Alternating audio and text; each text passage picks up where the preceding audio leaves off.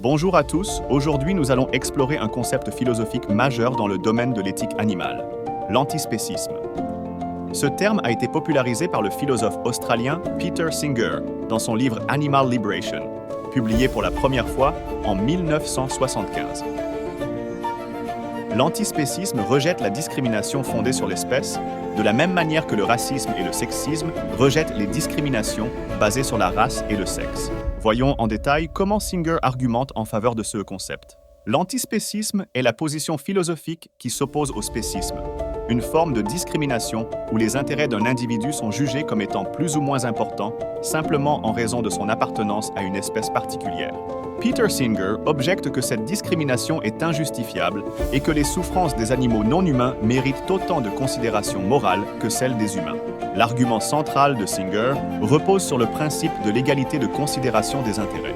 Selon ce principe, nous devons accorder une considération égale aux intérêts de tous les êtres sensibles, indépendamment de leur espèce. Singer se réfère à la capacité de ressentir la douleur et le plaisir comme critère pertinent pour cette considération. La souffrance d'un être sensible, qu'il soit humain ou non humain, doit être prise en compte de manière égale. Singer soutient que la souffrance, en tant qu'expérience négative, doit être minimisée partout où elle existe. Si un animal peut souffrir, sa souffrance doit pouvoir compter moralement. Il affirme que notre devoir moral est de réduire la souffrance de tous les êtres sensibles et non seulement de ceux de notre propre espèce. Ignorer la souffrance des animaux simplement parce qu'ils ne sont pas humains constitue une forme de spécisme injuste. Pour illustrer son point, Singer compare le spécisme au racisme et au sexisme. Tout comme il est moralement répréhensible de discriminer quelqu'un en raison de sa race ou de son sexe, il est tout aussi condamnable de discriminer un être vivant en raison de son espèce. Singer souligne que de telles formes de discrimination reposent toutes sur des critères arbitraires et injustes. L'antispécisme, selon Singer, a des implications pratiques profondes. Il critique fortement les pratiques courantes dans l'élevage industriel, les tests sur les animaux et d'autres formes d'exploitation animale. Il appelle à une révision radicale de nos modes de vie et de consommation, encourageant le véganisme et d'autres formes de respect des droits des animaux. L'antispécisme de Peter Singer ne dit pas qu'il ne faut jamais tuer un animal, mais il insiste sur le fait que les intérêts des animaux doivent être pris en considération égale à ceux des humains. Son approche morale est de nature utilitariste. Tuer un animal sans nécessité, surtout lorsque cela engendre de la souffrance, est moralement problématique.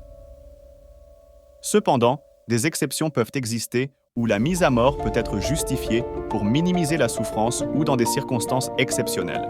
Par exemple, lorsque la vie de l'animal est pleine de souffrances incurables et que la mort pourrait être une libération de cette souffrance, lorsqu'un animal représente une menace immédiate et grave à la vie humaine ou à d'autres animaux, ou lorsque la survie d'une espèce ou d'un écosystème nécessite la régulation des populations animales.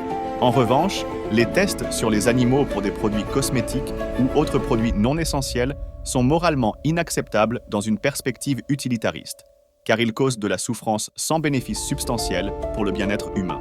Une critique de l'utilitarisme moral de Peter Singer est la difficulté de quantifier et de comparer le bonheur et la souffrance entre différents êtres. Singer répond que, même si cela est complexe, nous pouvons souvent faire des jugements raisonnables sur ceux qui augmentent ou diminuent le bien-être général.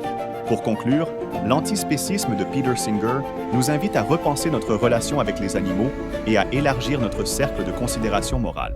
En insistant sur l'égalité de considération des intérêts et l'évitement de la souffrance, Singer pose un défi éthique à notre société. Celui de reconnaître et de respecter la valeur intrinsèque de tous les êtres sensibles, indépendamment de leur espèce. Merci pour votre attention.